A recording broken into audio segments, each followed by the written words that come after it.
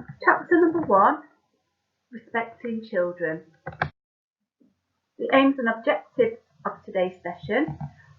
By the end of the session, you will be able to state why children need to be respected as individuals. You will be able to outline ways that adults show respect to children, and you will be able to describe how a chosen physical environment visited by children has been designed to respect children. So this slide is just going to tell you a little bit about each of the other slides, and it's important to look out for a green box. On the right hand side you'll see the arrow pointing there, and this green box relates to the question from the workbook. So when you're working through the PowerPoint, please make sure you share your own ideas as well as listen to the ones that are on there. The PowerPoint's a guide with pointers on, but sharing your own ideas, it demonstrates a much stronger understanding of the content, of what you're actually looking at. And it's great for if you wish to progress to the next level, as it shows wider reading and understanding. So what age children are we looking at? So during this qualification, you're aiming to look at working with children aged from 0, so from 1 to 5 years of age. If you wish to work with children older than 5, you can give an example for the 0 to 5 years within your answer, but then you can expand it further with knowledge by researching yourself and giving an example for children of an age range over 5 years. You'll see this question in the corner there, the green box, relates to question 1. So in the past, when we've looked at the introduction to health and social care and childcare, we have looked at human rights, we've looked at equality and diversity and respecting individuals for who they are. And we're going to now look at children and their rights. And children do have rights. Children of any age have human rights. They deserve to be treated with respect, as this is part of their rights. And this is one of the values and principles when working in health and social care and childcare that we must know about and make sure that children do have their rights. So all children are different, and this slide gives some examples of those differences. You may, and I'm sure you will have come across some of these differences before. We've talked about equality, we've talked about how everybody has different individual needs, and here are some examples of this for children. They may work at a different pace to each other. They may prefer different colours and have different favourite toys. They could have a physical disability such as requiring a walking frame. They could have a learning disability such as global development delay. They could have sensory loss such as they may be registered deaf or blind, and they could use different languages, and they could have different religions. So here are some examples of the differences that children may have. You may be able to think of others as well. So this is why it's important that we need to value children. We need to value them as an individual, because as we said on the previous slide, we're all different, they have different needs, so all children need to be valued, taking into account their qualities and their personalities, taking into account their likes and their dislikes. That's really important to make them feel valued. If you take the time to find out what their favourite colour is, for example, then you're going to show that you value them and respect them for who they are. You need to value their family life also. So if they're from a single parent family, married parents, older parents, teenage parents, if they live with other members of their family, and if they're in foster care or adopted, they still need to be valued for who they are. You need to value their religion. So they could be Christian, be Catholic, Sikh, Muslim, Jewish, or any other religion. And we need to value their language. They may speak little or no English and prefer to communicate in another language. And again, it's important that we know that and we value that. So we're going to look at the benefits of respecting young children. So for a few minutes, just have a think about this. If children are respected and valued, how might they feel? How do you feel when your tutor respects you and listens to you? So think about how you feel and how a child might feel if they are respected and valued. So if children are respected and valued, they're going to feel included. They're going to feel part of the environment, whether it be a nursery, school environment, child-minded environment, the setting they're in, they're going to feel included. They're going to feel confident. So by respecting and value, you're going to give children the confidence. They'll have a higher self-worth, sense of self-worth. They'll feel able to speak out. So by being confident, they'll be able to speak out. They can communicate more with staff, giving them the confidence to do that. And also by knowing their individual needs. We talked before about some children may be registered as deaf. So you can find other ways of communicating with those children. We've talked in the past, we've looked at Makaton, the sign language. By respecting and valuing their individual needs, we'll be able to communicate, and it will also give them the opportunity and the confidence to make friends with other children who are in the setting also. So what could happen if children are not respected and not valued? How might they feel? So again, think about this for a few moments. How might you feel if your tutor disrespected you or didn't listen to you? If children are not respected and not valued, they will feel excluded. They may feel different, like they don't belong.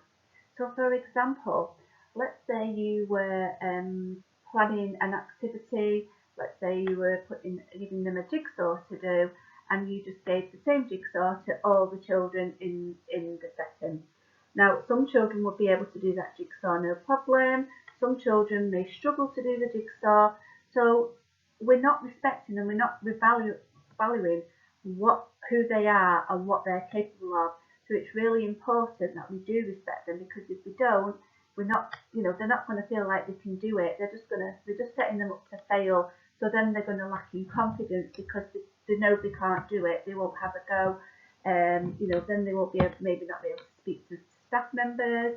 They won't make friends easily, and they'll end up becoming shy or potentially withdrawn. So there are some ideas over the last 3 or 4 slides that relate to question 1. And question 1, as I said at the beginning, state why children need to be respected as individuals. You need to use sentences in your answers. And the first one is A, so why should children be respected?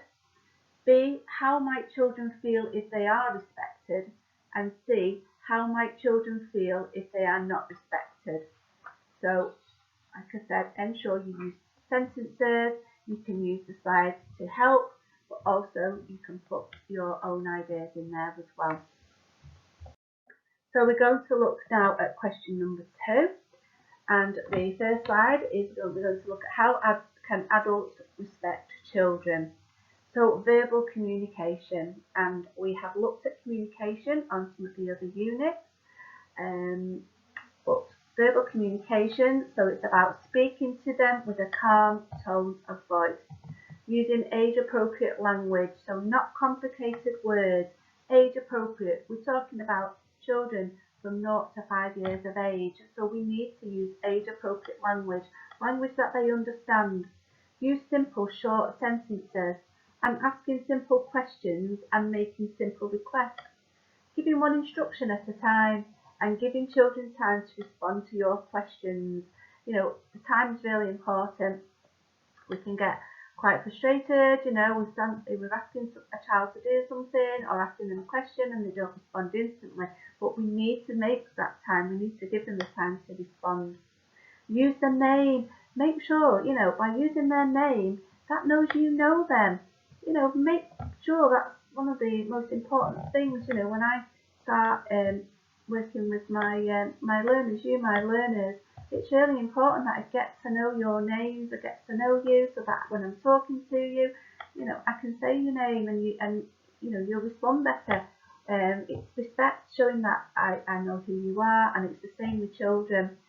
Making sure you know their name and listening carefully.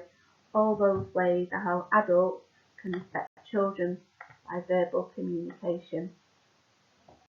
And non-verbal communication is just as important as verbal communication. So using eye contact, looking at those children when you're talking to them. As it says there, looking at the child when you speak to them, getting down to their level. So, kneeling down so they can see you. Using facial expressions to help them understand. So, for example, you're smiling, they'll know you're happy. Use your fingers to point to an object if they're unsure. Point to that object so they know what you're talking about, and demonstrate an instruction you've given them to them. If they're unsure, demonstrate what you want them to do. And then looking at other techniques of respecting children, so offering them choices. Do you want an apple or a banana? That's really important. And then you're actually supporting their independence as well, because they're making their own choices. You're giving them a choice, but they're making that choice. Praise them often, again, really important. Well done, stickers, stamps, reward charts, things like that, but praising them, really making sure you praise them. Have realistic expectations for their behaviour, and that again comes back to that individuality, because some children, you'll find when you work with children, you get some children who are nearly always do the right thing, and some children who don't always do the right thing and nearly don't always do the right thing. But it's important that they know what's expected of them, and you have realistic expectations. And if you're asking a young child to sit down for a long period of time without them getting distracted, that's not a realistic expectation for their behaviour.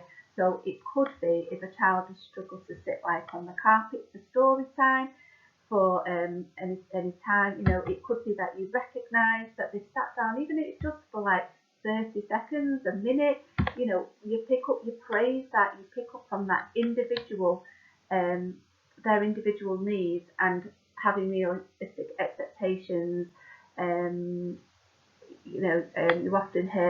I've often heard, so when I've been working, I used to work in a school environment, we've had they have a thing called golden time, and on Monday, if you're on your best behaviour all the way till Friday, you'll get a treat on Friday. And that expectation for some children is just impossible. They can't, like, the behaviour would not last for 5 days like that. So again, you find those short expectations, and break time, oh, you've done really well, here's a sticker, you've done really well, and then you'll do another short time, and you'll do it like that, because again, like I say, every child is different, and when we look at their behaviour, it is very, very different. Don't patronise them.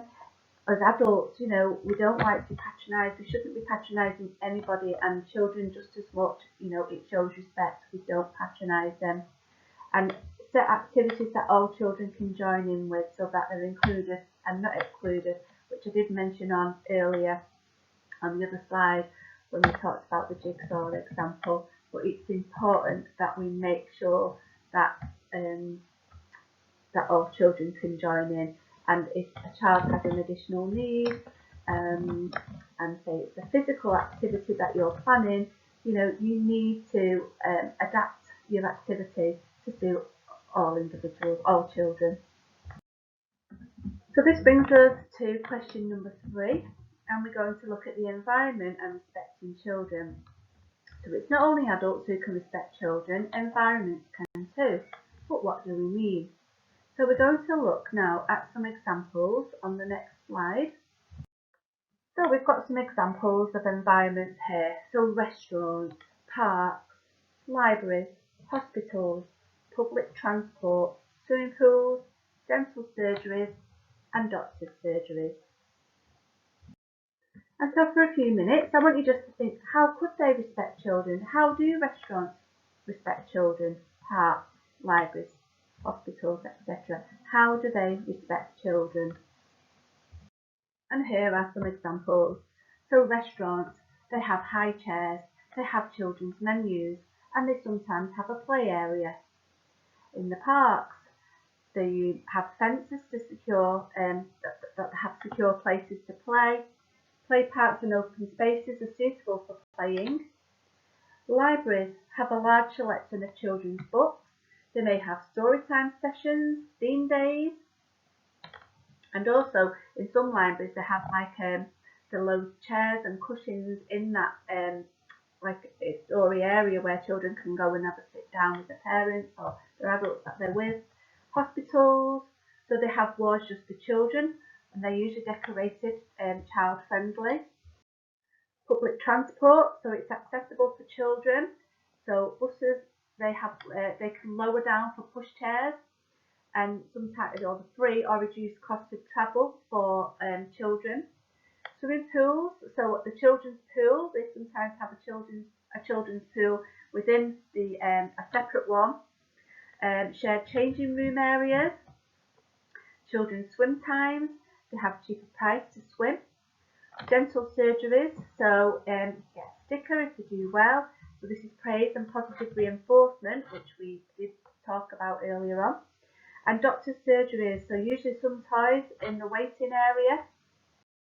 So for question 3, and to pass this unit, you need to create a poster that shows how an environment respects children. So think about the area where you live and what environments are nearby that respect children. You may have children of your own, so you may have already used those environments, so you may have some ideas, or you may want to just have a think about what's in your area. In your poster, you need to use a mixture of text, so writing in sentences and pictures. And as this is a describe, you need to have 4 sentences within your poster. So you need to make it attractive for children to look at. And on the next page, on the next slide, is an example poster.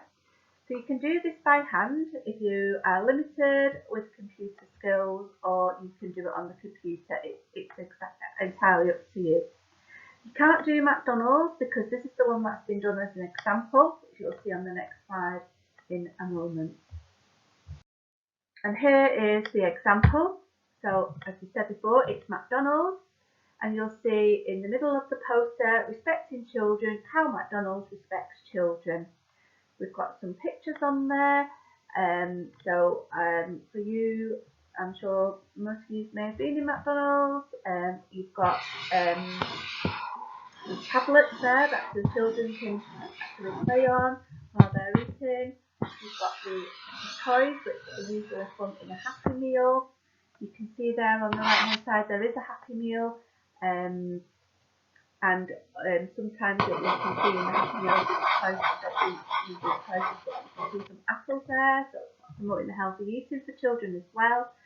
You can see there's some crayons there and some colouring paper for the children to take away. We've got baby changing area, parent area, baby change areas in the toilet, the high chair, which is quite inviting with a happy face on. It has a charity, a children's charity, Ronald McDonald House Charities, and then you will see the McDonald's sign. It's quite bright and colourful, quite attractive for children as well. And you'll see in the sentences, so McDonald's offer Happy Meals with a child-sized portion of food that comes with a toy.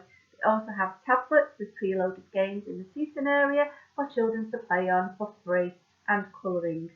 McDonald's have fun high chairs, accessible toilets and baby changing facilities.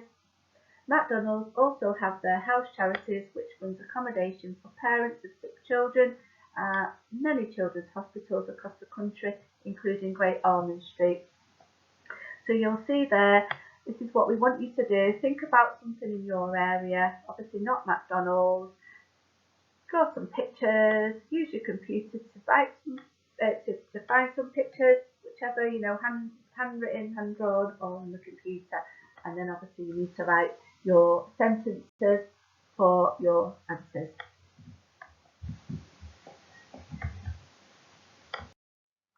And we'll go over the aims and objectives. So now you've finished the chapter, you will be able to state why children need to be respected as individuals. You can outline ways that adults show respect to children, and you can describe how a chosen physical environment visited by children has been designed to respect children.